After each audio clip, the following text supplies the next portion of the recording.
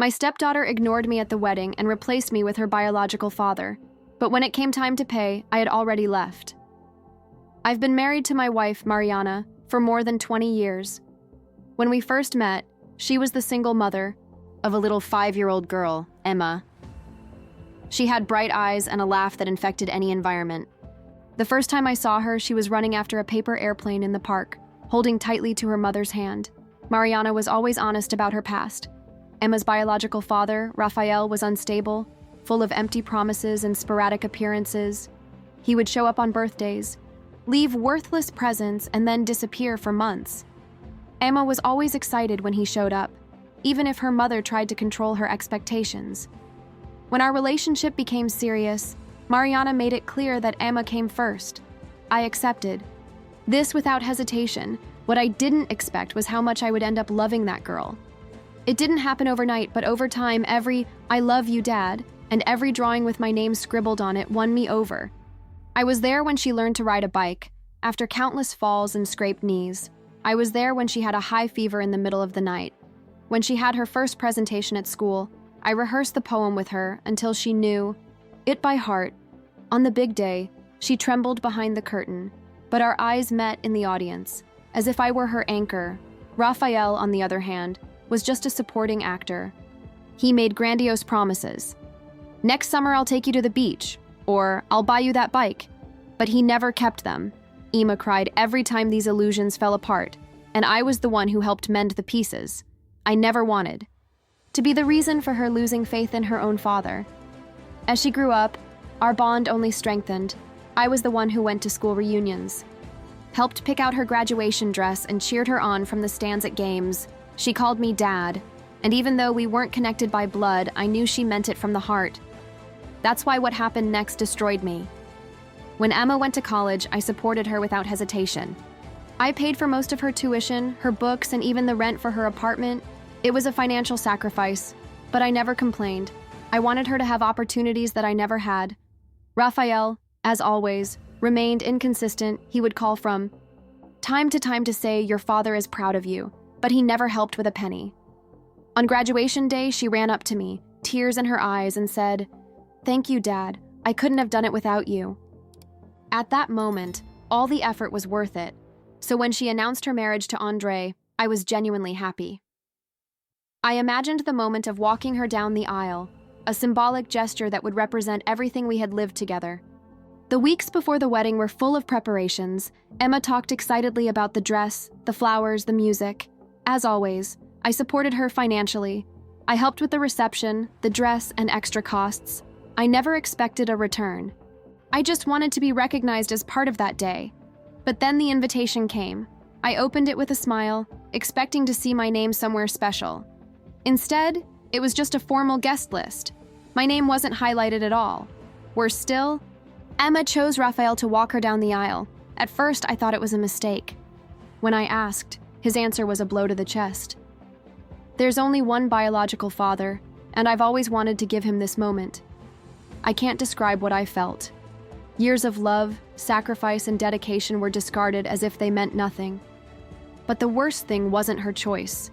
It was the naturalness with which she said it, as if she had never considered choosing me. On the day of the wedding, I arrived early, in a new suit, sitting among the guests. I watched in silence as all eyes turned to Rafael walking Emma down the aisle. During the speeches, I waited in vain for someone to mention me. No one did. I was invisible. Something inside me broke that day. The part that had always been willing to sacrifice itself simply shut down. I didn't know it yet, but that scene, Emma beaming, arm in arm with Rafael, would mark the end of everything. Not because I didn't want her to be happy, but because I realized, at that moment, that for her, I was disposable. The following week, she and Andre left for a luxurious honeymoon in a seaside resort. I didn't ask about the details. I couldn't bring myself to be interested in something that symbolized the end of what I had once been for her. She barely had time to unpack before she called me. Her tone was light, as if nothing had happened. She talked excitedly about the beaches, the surprise dinner Andre had organized, the stars they had seen. I listened in silence, replying in short sentences, struggling to keep my composure. Then the conversation took a turn that I should have seen coming. "Dad," she said, and the weight of that word cut deeper than I wanted. "To admit, I need a favor. There were some unexpected expenses on the honeymoon, and we're running low on money. Could you help?" For a moment, I was speechless. The way she asked, so casual, so confident, as if she simply expected me to say yes. As I always did, I was the one who fixed things, who provided, who sacrificed for her without question. But this time, something inside me refused. Maybe it was wounded pride. Maybe it was the weight of years of being pushed aside. All I know is that, for the first time, I didn't feel obliged to say yes. "I'm sorry, Emma," I replied, keeping my voice steady even though my heart was pounding. "I can't help you this time." I could almost see the confusion on her face. "But you've always helped before," she finally said, with a tone of incredulity. I took a deep breath. "Maybe you should ask Raphael. He's your real father, isn't he?" "Maybe he can help." Another long silence, then a low reply. "I understand," and she hung up. No argument, no anger, just an abrupt end that left a void in my chest. Later, Mariana confronted me, called me cruel, said that I couldn't just abandon Emma when she needed it most. "It's not about money," I explained. "It's about respect. I was there for more than 20 years, Mariana, and when she had the chance to recognize that, she chose to act as if I wasn't enough. You can't just stop being her father because of a mistake." A mistake? That wasn't a mistake, it was a choice. She ignored me at the most important moment in her life, and only remembered me when she needed money. Mariana didn't understand. For her, blood ties always came first, even when that blood was nothing more than empty promises. The conversation ended in silence, but something between us changed. An invisible wall appeared where there was nothing before. Soon after that call, Mariana told me that Andre was upset with me for abandoning Emma at a difficult time. Apparently, Raphael, as expected, disappeared. No calls, no messages, nothing. I think Emma was finally seeing the truth. But that didn't change what she did, or how she made me feel. That night, alone in the living room, I went over every moment I was there for her, every smile, every "I love you, Dad." And I realized something. I always believed that title was an achievement, a recognition that I had a place in her life. But now I wonder if, for her, it was just a convenient word, something she said when it was useful. I don't know if I'll ever get over it, but I know one thing for sure. This time, it won't be me who keeps on giving, because frankly, I don't think I have anything left to give. Despite my efforts to keep my distance, the confusion still finds me. Mariana constantly tries to patch things up between Emma and me. She looks at me with that mixture of disappointment and pleading, as if she expects me to give in and go back to being the man who never said no, but what she doesn't understand, or refuses to accept, is that something inside me changed that day. Since the phone call in which I refused to pay for the honeymoon, our relationship has completely disappeared. She hasn't come to me anymore, and although it hurt at first, now I feel a sense of relief. No more requests for money disguised as casual conversations. What surprised me, however, was how quickly the problems began in her marriage. Mariana, of course, kept in constant contact with Emma and mentioned it casually over dinner one evening. "Emma and Andre are having financial difficulties," she sighed dramatically. "Andre lost his job, and they're having trouble paying the rent." I continued eating, already knowing where this conversation would end up. "Don't you think we should help them?" "She is our daughter, after all." I put my fork down and took a deep breath. "I'm not her father anymore, Mariana, according to Emma. That role belongs to Raphael, so if she needs help, let her ask him." The look on Mariana's face was as if I'd said something unforgivable. "How can you be so cold? She's always counted on you. You can't just walk away now." I let out a bitter laugh. "Cold? Cold is what she did to me at the wedding. Cold is Raphael, who disappears when things get tough. I'm just following their example." Mariana opened her mouth to reply, but didn't say anything. She just got up from the table and went to her room, leaving me there, alone, with my thoughts. And for the first time in a long time, I didn't feel guilty, because this time, I was no longer the only one paying the price. I knew exactly how I felt at Emma's wedding, cold and invisible, as if those 2 decades of dedication had never existed.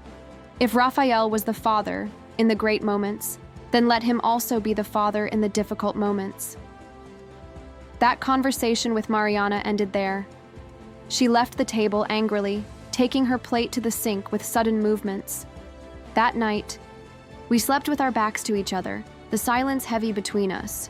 It hurt to know that this was affecting our marriage, but I could no longer be the man who gave everything without getting anything in return. Despite everything, Emma soon got in touch, although not directly. A week later, I received a message from Andre. "Hey, this is Andre, Emma's husband, and I need to talk to you about something important. Do you have some time?" I didn't reply straight away. I left the message there as a reminder of how much things had changed. I read and reread it several times, knowing exactly what he wanted: money. In the end, I decided to listen to him. I had nothing left to lose. We met at a local cafe. Andre was already there, tapping his foot nervously, staring at an untouched coffee. I sat down without saying a word, waiting for him to speak first. "Thank you for coming," he finally said. Although his tone didn't carry any sincerity, it sounded more like an obligation. "I know things have been tense between you and Emma, but we're going through a difficult time, and we thought you might be able to help." There was the inevitable request. I kept my face neutral. "What do you need?" I asked, even though I already knew the answer. Andre sighed, looking down at his coffee as if searching for the right words. "Emma and I have been struggling financially since our honeymoon. I recently lost my job. Now we're behind on our rent. If we don't pay in 2 weeks, we'll be evicted." I nodded slowly, letting his words sink in before asking the one question he clearly wasn't expecting. "Did you ask Raphael for help?" Andre raised his head, confused. "Raphael?" "No, we didn't talk to him." Emma thought that, "Well, you could help. You've always been there for her." I smiled, but it wasn't a friendly smile. It was bitter, ironic. "Exactly," I said, leaning forward.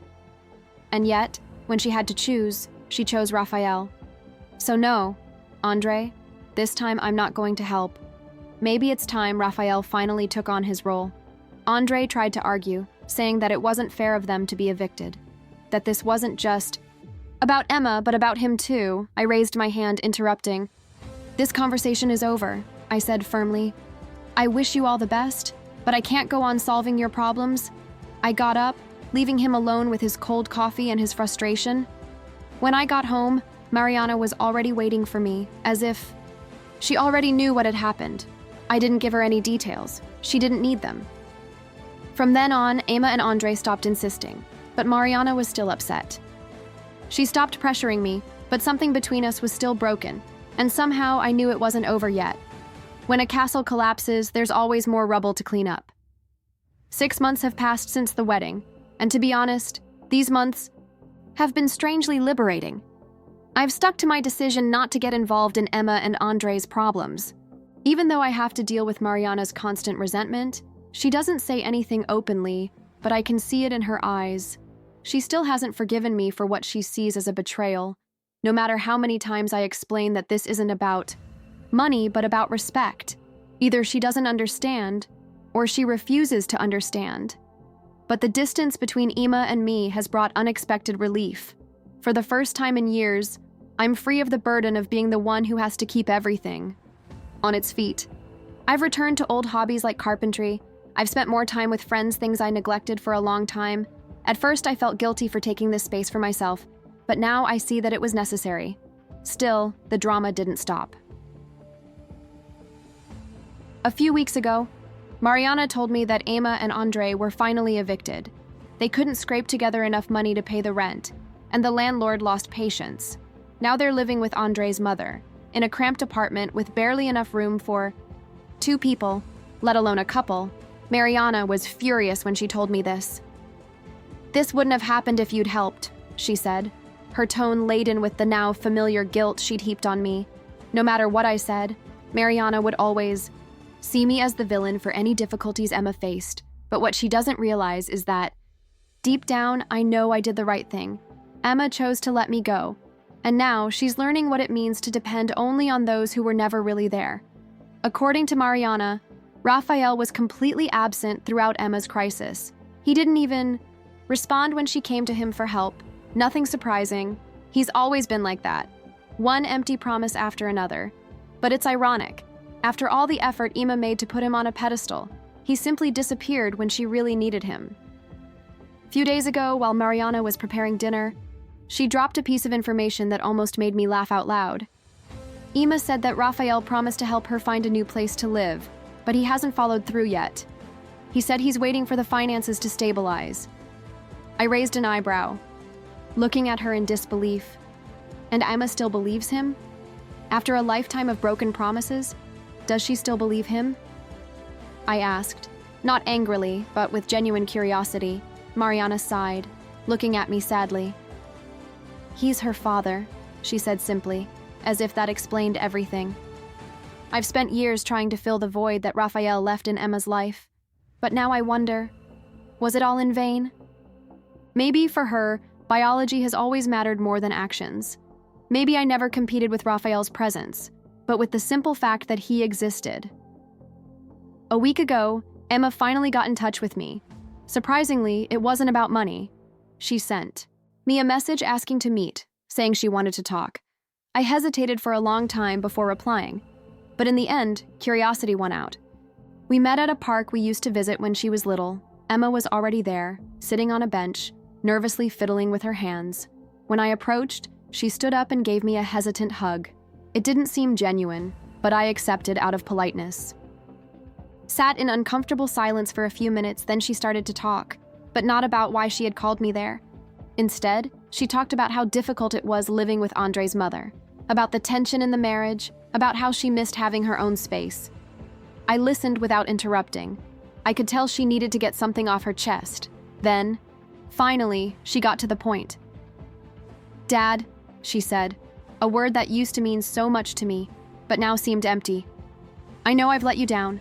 I know marriage has hurt you, and I don't think I realized how much until it was too late. I waited, letting her continue. Inside, I felt a whirlwind of emotions, belief, sadness, and a lingering resentment. Emma took a deep breath before adding, I just want to say that I'm sorry for what happened. I never wanted to make you feel replaced. But you did, I replied, calm but firm. And it wasn't just at the wedding. She lowered her head, visibly shaken by my words. Perhaps she had hoped that I would simply accept her apology and everything would go back to the way it was before. But that was no longer possible. When we said goodbye, Emma said that she hoped we could rebuild our relationship over time. I didn't. Answer, not because I didn't want to, but because I didn't know if it was possible. Emma didn't just break my heart. She destroyed something deeper. My trust in her. I did something that neither Mariana nor Emma will ever forgive me for having done. And to be honest, I don't even know if I should ask for forgiveness. The last year since the wedding has completely destroyed my relationship with Mariana. What began as an emotional distance has become an unbridgeable chasm. The love, the bond, even the respect we shared seem to have disappeared. We still share a house, but not a life. Since the wedding, there has been no more intimacy. At first, I thought it was something temporary, the result of stress. But as the months passed, I realized that Mariana wasn't just upset. She was resentful, blaming me for Emma's suffering. And this resentment contaminated every part of our marriage. The evenings we used to spend talking or watching movies are now filled with silence. Every time I try to get close, she pulls away, building a wall between us. And in the middle of this void, someone came into my life, Sophia, Mariana's best friend. She was always around, Emma's fun aunt, bringing extravagant presents and telling funny stories. But after the wedding, something changed. At first, I thought she was trying to help, patch things up between Mariana and me. But over time, I realized it was more than that. Sophia was the only person who really listened to me. She told me what no one else had the courage to say, that I was right, that my feelings were valid, that I had been treated unfairly, that Mariana was being too hard on me. Our conversations became something I longed for. She didn't see me as the villain in this story. I won't say it was planned because it wasn't. It just happened.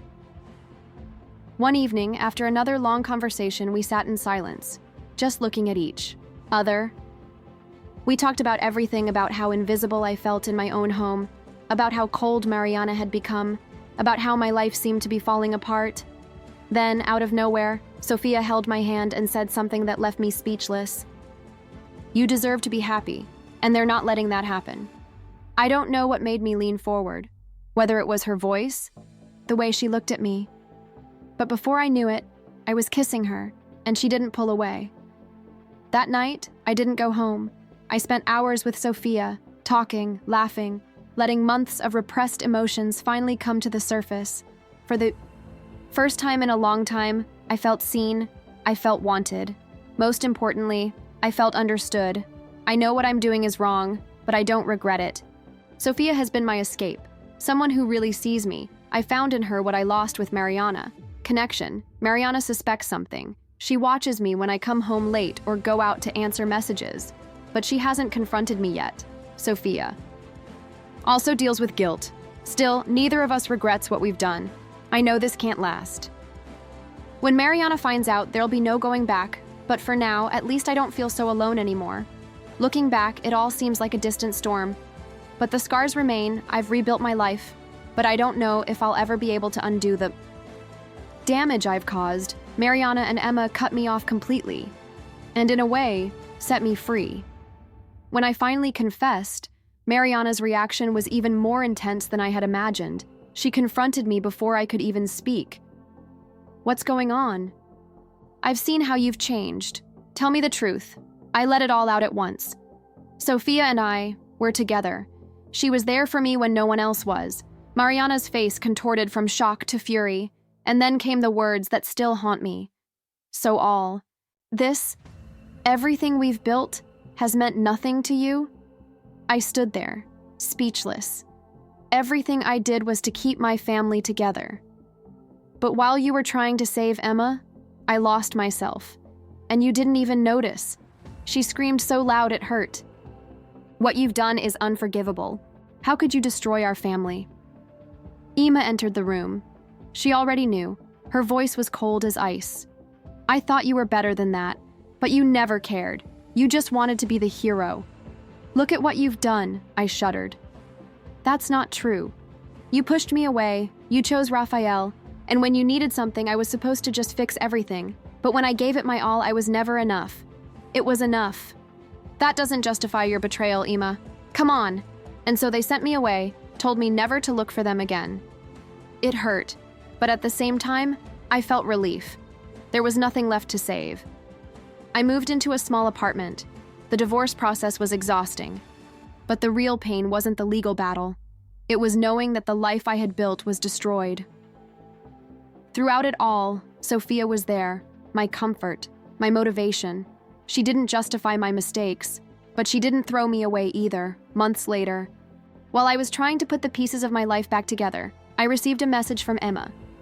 "I know I hurt you, I know I failed you, but you will always be my father. I'm sorry. I know it will never be the same, but I will always love you." I didn't answer immediately. The wounds were still too open. Maybe one day I'll find peace, but for now I can only move on, no matter what I've left behind.